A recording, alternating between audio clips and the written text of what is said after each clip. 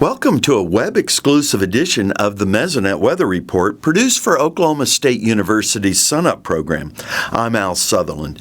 We were treated to summer-like temperatures this week. Wednesday afternoon highs ranged from 79 at Nowata and Veneta to 90 degrees at Buffalo. The red background color highlighted those locations in the mid to upper 80s. That covered about half the area of the state. It seems out of place to have weather suited to shorts and flip-flops in mid-November, and on a map of the number of days with lows at or below 32 degrees, lots of locations in Oklahoma had 0 days with a freeze through November 15th. How unusual has our warm October and November been? A graph of the daily average air temperatures for Norman for October and the first half of November tells the story. The green line shows the long-term 15-year average. The blue areas indicate cooler days below the 15-year average. The reddish areas show when daily average temperatures were above the 15-year average. The warmer red-colored areas dwarf the blue areas, and those cooler times were in October, almost none in the first half of November.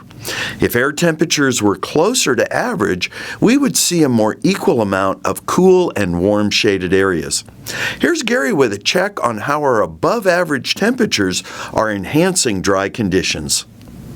Thanks, Alan. Good morning, everyone. Well, the big story I've been talking about over the last several months continues to be that drought that is intensifying since the end of the summer, and we still have bad conditions getting worse all the time. So let's take a look at the latest U.S. Drought Monitor map and see what we have. And again, we still have that moderate drought up in northwest Oklahoma, and we have the bad conditions down across the southeastern quarter of the state all the way up into central Oklahoma. And we now have a small sliver of extreme drought. That's the D3 drought, the second to worst category on the drought monitor in far southeast Oklahoma, starting to creep up northward into parts of the state. So we do have those impacts that come along with that drought. Farm ponds going low or dry, fire danger starting to increase, crop failures, and the loss of pasture. So this is something that bears watching. And when we talk about that fire danger, we can see from the relative greenness map from the Mesonet's OK Fire program, basically the green is where it's green at, obviously, and the oranges and reds, that's where the vegetation has gone dormant or even died. And so you can see parts of the state are in that high fire danger category when the proper conditions arise. But you can also see the green area in north central down through southwest Oklahoma where the wheat belt is starting to grow. That area has actually had some pretty decent rainfall.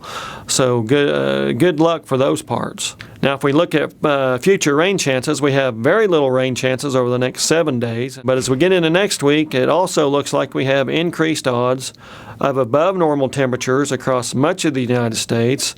And for our part of the world, down here in the southern plains, we have increased odds of below normal precipitation as we get into the Thanksgiving period. So that certainly is not good for the drought conditions we're experiencing now. Now, the bad part of this drought is we are entering our driest part of the year, the winter months, as we get farther into November and in December, January, February. That is the driest part of the year. You don't usually get drought relief, but we can certainly hope for that. So maybe a Christmas present or two under the tree for parts of Oklahoma if we can get some good precipitation. That's it for this time. We'll see you next time on the Mesonet Weather Report.